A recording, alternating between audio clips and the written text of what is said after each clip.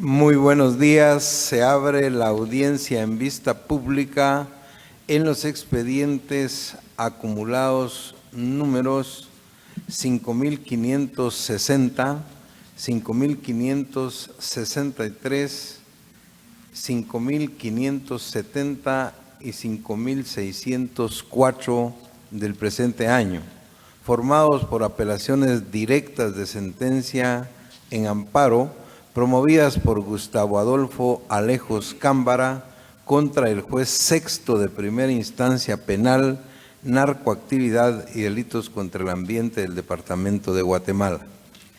El señor secretario general de la Corte dará lectura a la parte conducente de las consideraciones y a la parte resolutiva del fallo apelado y efectuará las advertencias reglamentarias correspondientes a la presente audiencia. Queda en el uso de la palabra el abogado secretario de la Corte. Muchas gracias, señor presidente. La persona que promovió el amparo señaló como acto reclamado la resolución de 27 de junio de 2017 dictada por la autoridad denunciada, emitida dentro de la causa identificada con el número 01080-2015-00222, por la cual resolvió sin lugar la revisión de medida de coerción planteada. La Sala Tercera de la Corte de Apelaciones del Ramo Penal, Narcoactividad y Delitos contra el Ambiente del Departamento de Guatemala, constituida en Tribunal de Amparo en su fallo de primer grado fechado el 2 de noviembre de 2017, consideró: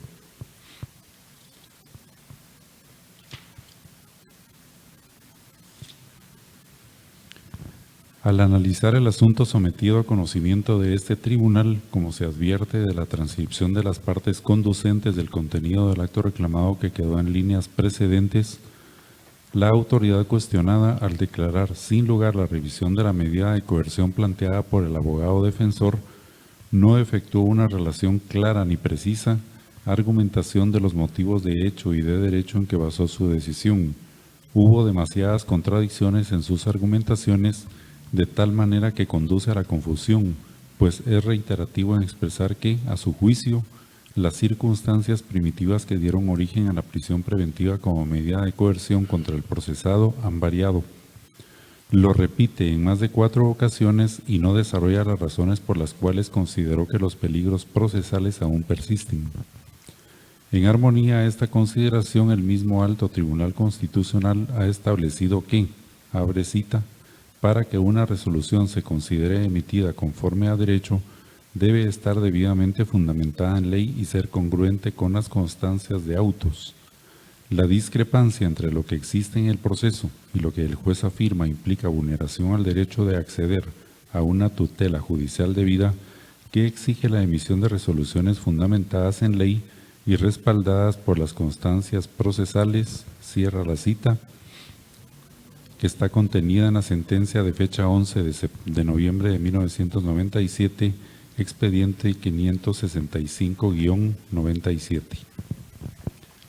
Al cotejar los fallos del máximo Tribunal Constitucional, la norma constitucional del derecho de defensa que atañe al debido proceso y que tiene íntima relación con normas procesales y con la resolución impugnada en el presente asunto, determinamos que existe vulneración al derecho de defensa, pues al motivar el juzgador no satisfizo la garantía constitucional y procesal, lo cual significaba dar una respuesta clara sin contradecirse, como sucedió en forma reiterada, pues sus argumentaciones fueron vacilantes, ya que es pertinente cumplir con motivar ajustado lo actuado, es decir, es imperativo, no facultativo, efectuar un pronunciamiento claro y preciso en el fallo de conformidad con la ley, lo que no se hizo, pues de haberse realizado el razonamiento judicial conferiría certeza jurídica a esa resolución.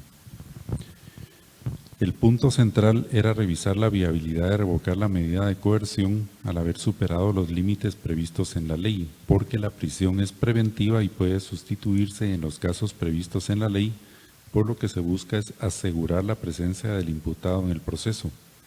Sin embargo, el juzgador reiteró en varias oportunidades que las circunstancias del accionante han variado y esto, a tenor del artículo 277 del Código Procesal Penal, deviene en consecuencia el otorgamiento de la revisión de las medidas de coerción, pues la defensa presentó elementos de prueba y circunstancias fácticas que pudieron haberse tomado en cuenta para decidir un fallo distinto, estado de salud, arraigo de la persona, entre otros, y decidir adecuadamente. La resolución dictada por el juez de primera instancia carece de la fundamentación exigida por nuestra ley procesal. Por lo anterior, se concluye que la resolución que constituye el acto reclamado carece de una debida motivación, lo que limita el derecho a la tutela judicial efectiva del postulante, resultando procedente otorgar la protección constitucional solicitada. En conclusión, se han vulnerado los derechos constitucionales de defensa que atañen al debido proceso, artículo 12 de la Constitución Política de la República de Guatemala, por la falta de fundamentación del auto que constituye el acto reclamado y principalmente al derecho a la salud, artículo 93 del cuerpo legal antecitado, como un derecho humano que el Estado está obligado a proteger y que constituye una garantía constitucional que tiene prioridad sobre cualquier otro derecho. Además, tiene la tutela del bloque de constitucionalidad en materia de derechos humanos, como fueron citados en este fallo. Por considerar que la autoridad impugnada al resolver como lo hizo actuó con evidente buena fe, no se le impondrá el pago de las costas. Con esos argumentos, el Tribunal Acuo otorga amparo definitivo solicitado por Gustavo Adolfo Alejos Cámbara en contra del juez sexto de primera instancia penal, narcoactividad y delitos contra el ambiente, y como consecuencia restaura la situación jurídica afectada y deja en suspenso definitivo en cuanto al postulante la resolución de 27 de junio de 2017 dictada por la autoridad impugnada. Para los efectos positivos de este fallo, la autoridad impugnada deberá dictar nueva resolución congruente con lo considerado. Se conmina a la autoridad impugnada a dar exacto cumplimiento a lo resuelto dentro del plazo de 3 días, contados a partir de que reciba la ejecutoria de esta sentencia, bajo apercibimiento de que, en caso de incumplimiento, incurrirá en multa de 2,000 quetzales, sin perjuicio de las responsabilidades civiles y penales consiguientes. No se condena en costas.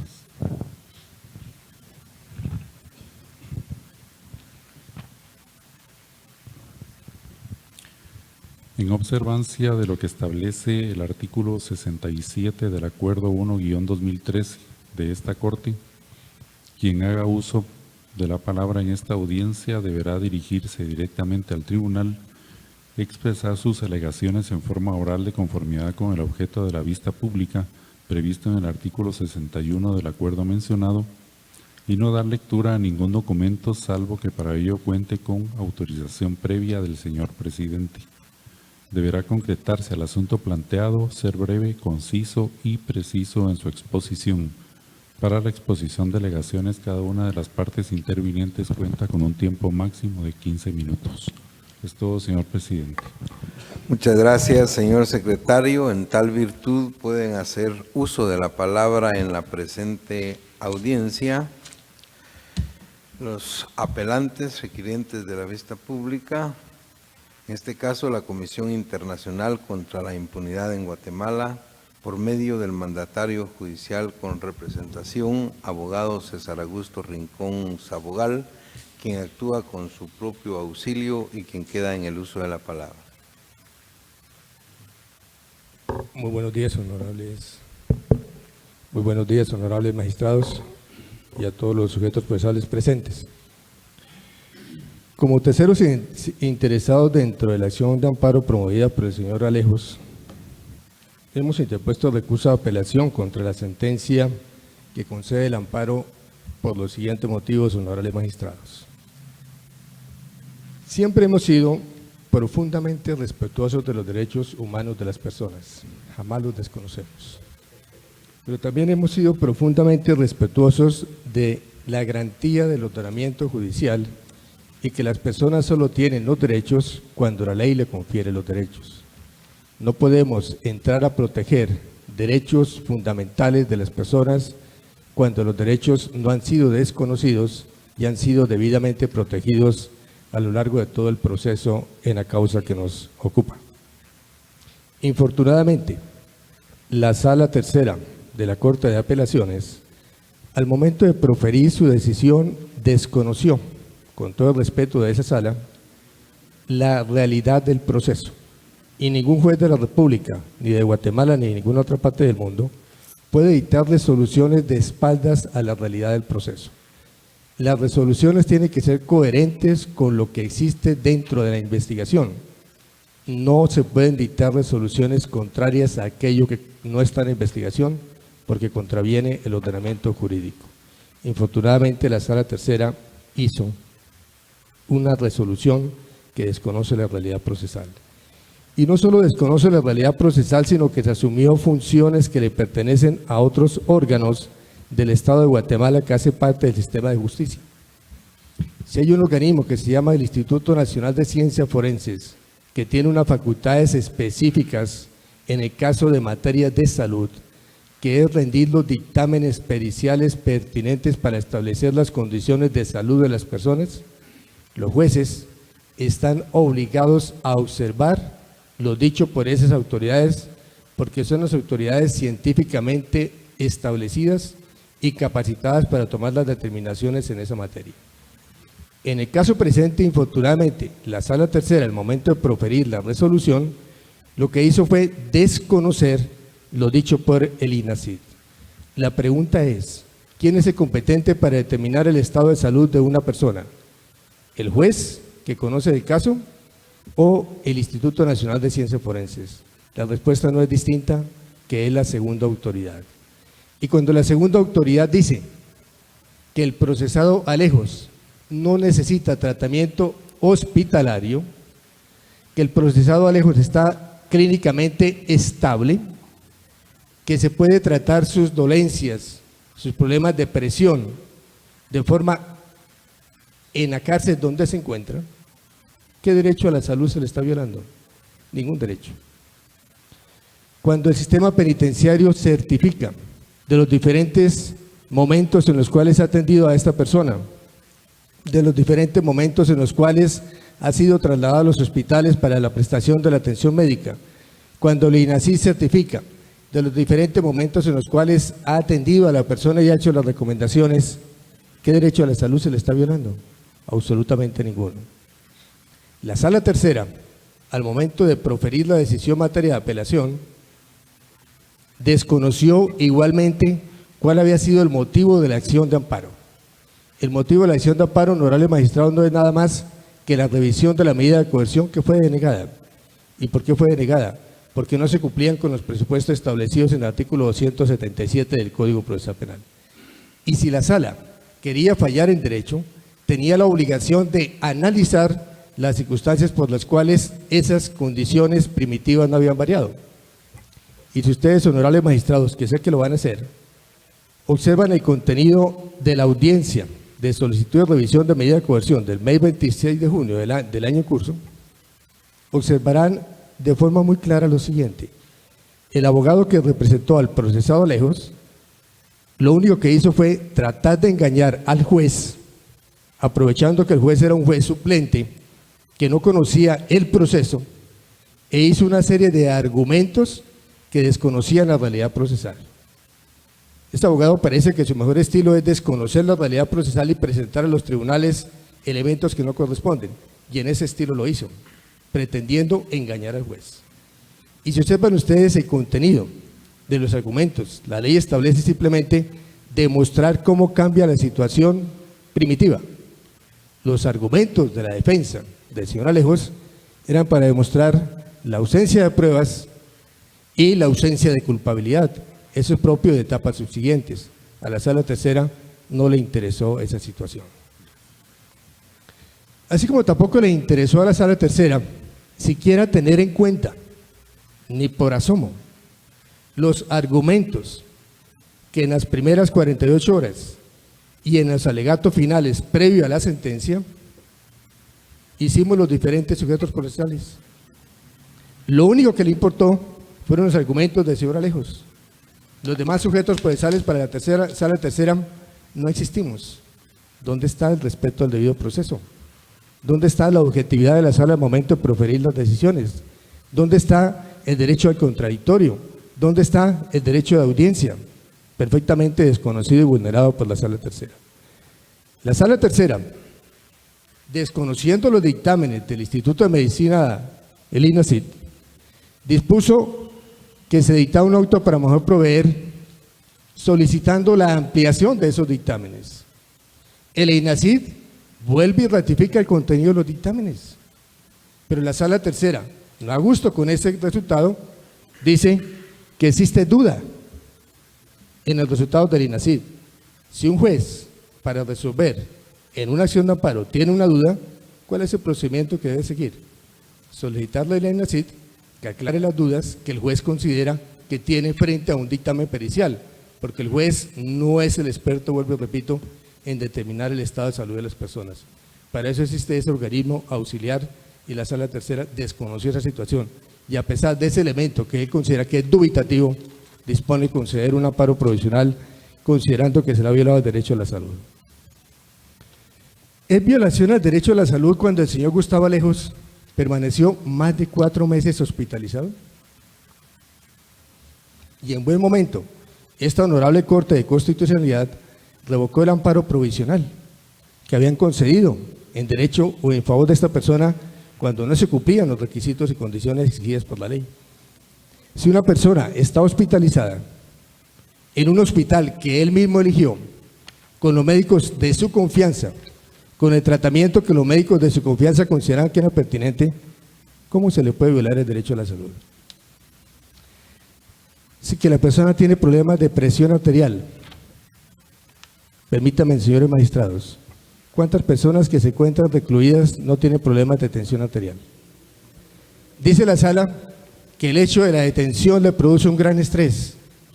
¿Cuántas personas detenidas no están produciendo un gran estrés en condiciones normales por la detención? Que la persona tiene apnea de sueño. ¿Cuántas personas detenidas no tienen apnea de sueño? Eso significaría en consecuencia que deberíamos casi que abrir las puertas de las cárceles, porque todos pueden tener presión arterial, todos pueden tener apnea de sueño y puede producir las tres el permanecer en la cárcel. Eso no pueden ser argumentos jurídicos válidos. Lo que se tiene que mirar es, ¿a la persona se le está dando tratamiento? Sí. Si la persona requiere un tratamiento hospitalario que ya estuvo 4 meses, tiene que decir el INACID que así lo requiere y trasladarlo a un hospital, pero no concederle la libertad como está expresamente señalándolo en la sala tercera. El estado de salud no es una causal de libertad. El estado de salud sería una causal de protección del derecho para que se siga tratamiento si lo requiere intrahospitalario, que jamás nos hemos opuesto. Pero tiene que haber un dictamen de la autoridad competente, no una conclusión de un juez contrario a lo dicho por la autoridad competente. Si observamos, honorables magistrados, y con su venia haré lectura solo de las partes pertinentes, en la Gaceta número 123, expediente 3335 del 2016, de fecha de sentencia 25 de enero de 2017, dijo esta Corte: siendo inviable que el Tribunal Constitucional entre a revisar el fondo de lo resuelto en el fallo y subrogue la autoridad impugnada en sus motivaciones, pues es actuar enmarcadas dentro de las facultades que competen con exclusividad a los órganos ordinarios encargados de administrar justicia. ¿Qué hace la sala tercera? Le dice al juez: profiere una resolución de acuerdo y coherente con lo que estoy diciendo.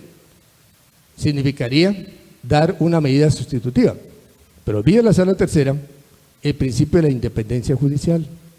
Olvida la sala tercera que el juez sexto, que fue quien negó la revisión de la medida, ya no es el juez competente dentro de este caso, sino que es el juez séptimo. Es un juzgado completamente diferente. ¿Cómo podemos obligar al juez séptimo que piense igual a como pensó otro juez, que era el juez sexto? ¿Dónde está la independencia judicial? Y dice la Corte además, Gaceta 78, expediente 106695, fecha de sentencia 31 de octubre de 2005. Por su naturaleza extraordinaria y subsidiaria, el amparo no puede sustituir la tutela jurisdiccional ordinaria cuando la autoridad contra la que se acude por medio de esta acción ha actuado conforme a la potestad de juzgar y promover la ejecución de lo juzgado. El juez sexto, que era competente en ese momento, y que el juez sexto no tiene que ver nada con el caso, profirió una decisión debidamente fundamentada. El hecho de que los sujetos procesales no estén de acuerdo no significa que no esté fundamentada. Hizo los racionamientos de hecho, de derecho y la integración lógica para producir un resultado. Si pensamos en ese sentido, nunca las resoluciones estarían de acuerdo a derecho, porque siempre va a haber un sujeto, una parte en el proceso que no está de acuerdo con lo decidido. Y si ustedes simplemente analizan dos aspectos, el peligro de fuga y el peligro de obstaculización de la investigación, permanecen dentro del caso. ¿Por qué permanecen? El señor Alejo se profiere resolución de captura, se van a los allanamientos, desaparece de su morada, se hacen 3 allanamientos más, se hacen seguimientos, aproximadamente 3 meses duró lejano de la justicia, se sometió a la misma, y entre los documentos encontrados se encontraron documentos en los cuales demostraba su capacidad de incidencia ante diferentes organismos de la justicia. Corte 3 Suprema de minutos, Justicia. abogado, para sus Gracias, conclusiones, señor por magistrado. favor. En consecuencia, se demuestran que esos peligros procesales permanecen vigentes. Fue tal el afán de la Sala Tercera que hasta hizo indebida cita de sentencias para fundamentar sus decisiones. Solo miramos y hizo indebida interpretación de las sentencias de esta honorable Corte de Constitucionalidad. Y nosotros lo estamos estableciendo y señalando claramente en el recurso de apelación que hace parte de mi alegato al folio 3. Cito una sentencia 3686-2001 que no existe. Y cita también y hace una interpretación indebida de la sentencia 19-2004, que es un caso completamente diferente. Consecuentemente, no es necesario solo citar jurisprudencia, sino demostrar cómo la jurisprudencia es coherente con la situación. En conclusión, honorables magistrados, solicitamos respetuosamente ante esta honorable Corte, en garantía de los derechos que le pertenecen a los diferentes sujetos procesales, que se revoque la sentencia venida en grado de apelación y se confirme en definitiva la decisión asumida por el juez Sesto en su momento, por cuanto no hay violación de derecho constitucional alguno que merezca la protección por la vía de la acción de amparo constitucional. Muchas gracias. Muchas gracias, abogado Rincón Sabogal. Continúa la audiencia con la intervención también como apelante de la Fiscalía de Asuntos Constitucionales, Amparos y Exhibición Personal, por medio del agente fiscal, abogado Francisco Roberto Aspuro Villela, quien actúa con su propio auxilio y quien queda en el uso de la palabra. Sí, muy buenos días, honorables magistrados, partes procesales. El Ministerio Público no comparte el criterio del Tribunal Constitucional de Amparo. ¿Por qué razón? Considera que se ha violado el artículo 203 constitucional, la independencia judicial y la potestad de juzgar. El juzgado sexto, que fue el juzgado acuo, determinó que no procedía la revisión de la medida, porque no habían cambiado las circunstancias primitivas. El apelante argumenta que sí habían cambiado porque su hermano ya no era un político. Y aparte de eso, la salud de esta persona estaba siendo agravada. El juez determinó que no procedía a la revisión de la medida y interpusieron el amparo constitucional, el cual fue otorgado por la Sala Tercera de Apelaciones.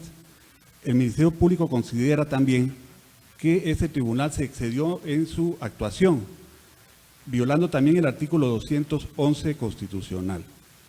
Las circunstancias primitivas determinó el juez acuo que sí no han variado y por eso dictó una resolución. Considera el Ministerio Público que no existen agravios. El derecho de defensa, el debido proceso no ha sido violados. Por lo tanto, solicita que se tomen en cuenta los alegatos vertidos en forma escrita y que se revoque esa sentencia del Tribunal de Amparo. Solamente, honorables jugadores, honorables magistrados. Muchas gracias, abogado Aspuro Villela. La audiencia concluye con la intervención del solicitante del amparo, señor Gustavo Adolfo Alejos Cámbara, quien actúa con el auxilio del abogado Juan Carlos Borrayo Carvajal, quien actúa con su propio auxilio y quien queda en el uso de la palabra. Gracias.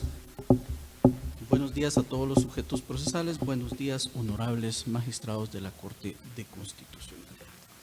Hemos acudido a esta vista pública en referencia al otorgamiento de un amparo definitivo y, tal como ordena el contradictorio, es necesario exponer ciertos argumentos que resultan falaces, porque la sentencia de amparo per se contiene elementos explicativos que demuestran la falacia en que se ha incurrido, primero por parte del representante del Ministerio Público y también por el tercero interesado. ¿De qué es lo que estoy mencionando? Y para ir en orden, es necesario escuchar lo que menciona el representante del Ministerio Público. Las circunstancias no habían cambiado, las circunstancias primitivas. Sin embargo, y eso demuestra la fortaleza, integridad y el apego a derecho de la sentencia, porque específicamente en la página 10 de 15 establece la misma sentencia de amparo, y de ahí que el desconocimiento del representante es más que evidente. Ni siquiera leyeron la sentencia que están apelando, pero tienen que apelar para oponerse a las medidas. Dice, del texto anterior se determinan las siguientes incongruencias. Va a leerlas, ¿sí? Con la venia de los Al magistrados. lugar puede solicito. hacerlo. En el minuto 2:40, y consta en la sentencia, expresó: el punto medular es que sí existen ciertos peligros, ya están variando, ya no son las mismas condiciones. Minuto 3:49, para mi criterio han cambiado y el peligro puede ser mínimo. Minuto 4:50, han variado porque sí han variado. Y lo dice: no podemos entrar en aras de llegar a un proceso final que se muera esta persona. No podemos considerar esa situación, porque hay un derecho humano. Y posteriormente, en la página 11 de 15, dice: deniega las medidas de coerción. En su parte considerativa, relaciona que las condiciones primitivas han variado, condiciona que no existen los riesgos procesales originarios, los mismos son mínimos. Si son mínimos, para eso existen las medidas sustitutivas, para contrarrestar aquellos mínimos riesgos procesales que en todo proceso están vigentes. Pero ese alegato es falaz y por parte del contradictorio entonces conviene contradecir al representante del Ministerio Público. Pero bien, al representante o tercero interesado de la Comisión Internacional contra la Impunidad se refiere a cuestiones que no son propias de un recurso de apelación de sentencia de amparo. En principio, ordena la teoría que nos deben decir cuál es la violación que cometió la sala.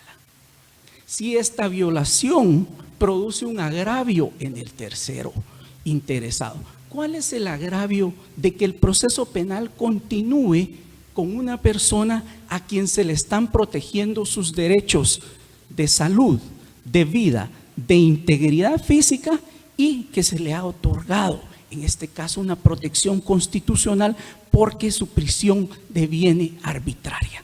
¿Cuál es ese agravio para un tercero?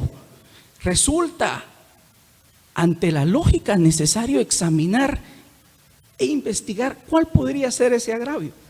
Y sí lo ha hecho. Quiero, con la venia de los honorables magistrados, relacionar un estudio realizado por el Procurador de los Derechos Humanos y también por las Naciones Unidas.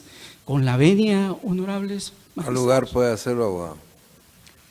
Refiere este estudio, que se ha puesto en la página número 12.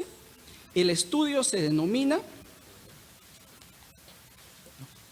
la aplicación de la prisión preventiva en Guatemala, un problema de derechos humanos. Y es esa la protección que se otorgó. ¿Y qué refiere? ¿Por qué esa intencionalidad de estar procurando la permanencia de las personas, a pesar que no hay riesgos procesales, en una prisión preventiva? ¿Cuáles son esos elementos fácticos? Y menciona el estudio. La prisión pública inmediata que influye en el sistema de justicia. Varios funcionarios del sistema de justicia entrevistados señalaron que existe una fuerte presión mediática y de la opinión pública dirigida a aplicar la prisión preventiva, lo que un juez de primera instancia llamó una cultura represiva. Algunos fiscales expresaron la preocupación de que si aplican o solicitan medidas sustitutivas, serían acusados de ser corruptos o comprados. Equiparan una medida sustitutiva con corrupción, impunidad o con ser comprados. Lo cual, desde el punto de vista dogmático, sabemos que la prisión preventiva no tiene fines punitivos, solamente un origen meramente procesal. ¿De dónde nace la prisión preventiva? Para asegurar que el proceso continúe con la presencia del sindicado y que no obstaculice. Pues bien, continúa.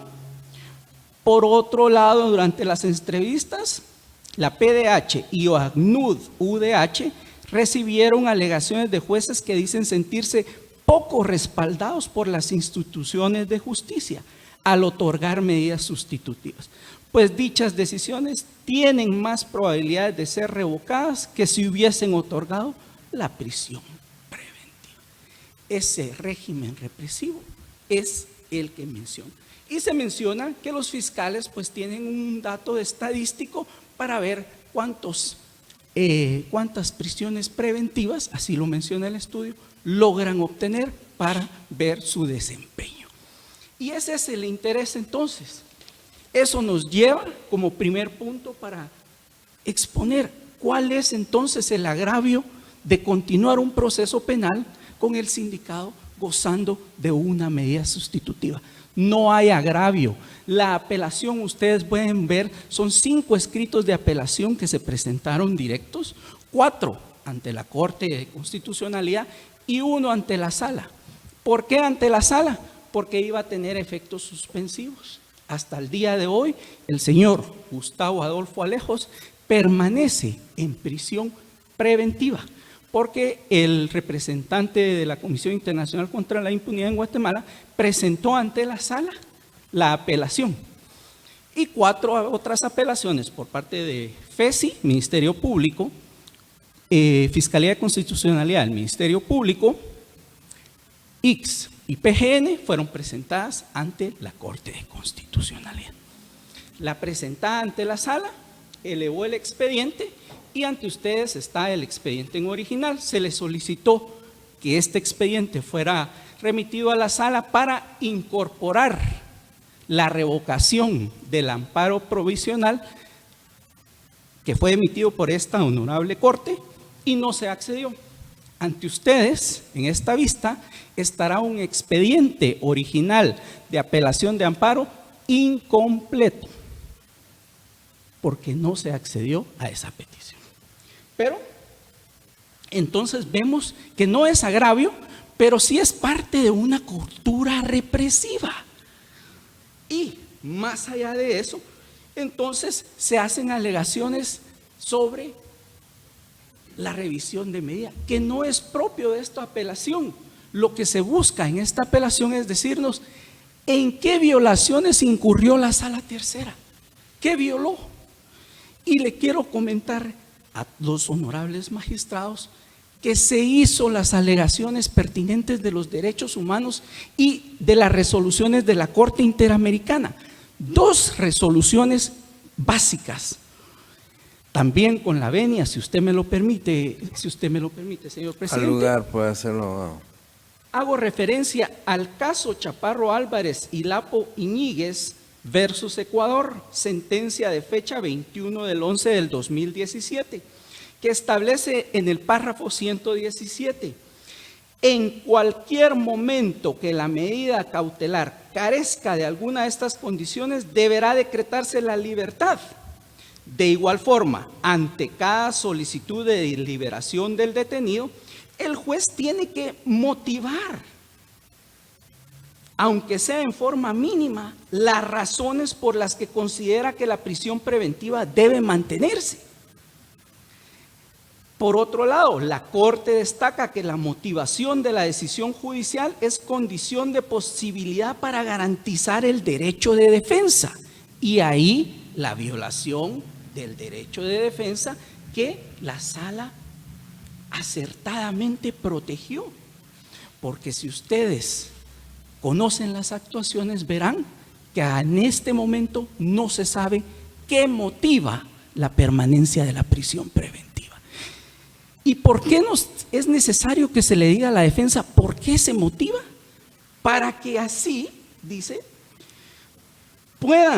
la falta de motivación en las decisiones de la jueza impidió que la defensa conociera las razones por las cuales las víctimas permanecen privadas de libertad y dificultó su tarea de presentar nueva evidencia o argumentos con el fin de lograr la liberación o impugnar de mejor manera una prueba de cargo determinante.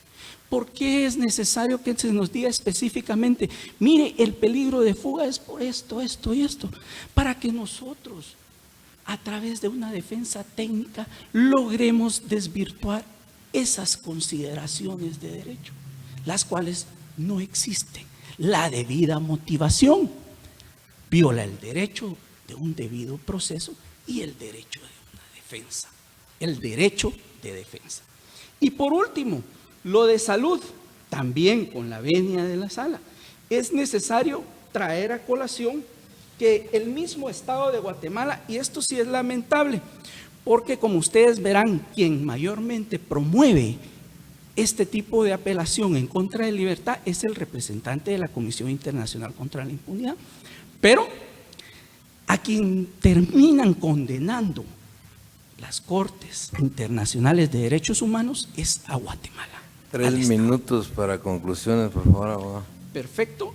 En ese sentido, tal como lo establece la Corte Interamericana, cuando los jueces deben revisar las medidas alternativas o sustitutivas a la prisión regular cuando esté en peligro el daño a la vida o la integridad personal y el encierro no permite aquel ejercicio mínimo. A manera de conclusión, las dos protecciones constitucionales relativas a la salud, porque el encierro no ha permitido que el señor Gustavo Adolfo Alejos tenga los controles de salud por parte de su cardiólogo, por parte del oftalmólogo y de su terapista desde el mes de septiembre, que no se le traslada a ninguna cita médica, violando y continúan violando su derecho a salud, es que debe de negarse la apelación instada por los sujetos que se encuentran apelando. Y en virtud de no existir tampoco riesgos procesales, se logra, según jurisprudencia de la Corte Interamericana, determinar esas violaciones. Por último, si bien es una facultad de los honorables magistrados, se solicita que de conformidad con el artículo 65 se dicten diligencias para mejor fallar. Estas diligencias fueron específicamente relacionadas a documentos que fueron incorporados al proceso mediante memorial que fue presentado el día de ayer ante esta Corte de Constitucionalidad, y los documentos que acreditan que constancias médicas de sus médicos tratantes de confianza que demuestran que desde septiembre él no ha sido trasladado hacia los controles médicos. ¿Y por qué? Porque el Estado no tiene la capacidad de garantizar la salud que conlleva una afectación a la integridad física e inclusive el riesgo a una muerte cardiovascular, porque está dentro de las constancias. Se reitera, se solicita que la apelación sea denegada. Únicamente. Gracias, honorables magistrados. Muchas gracias, abogado Borrayo Carvajal. Se clausura la presente audiencia. Buen día.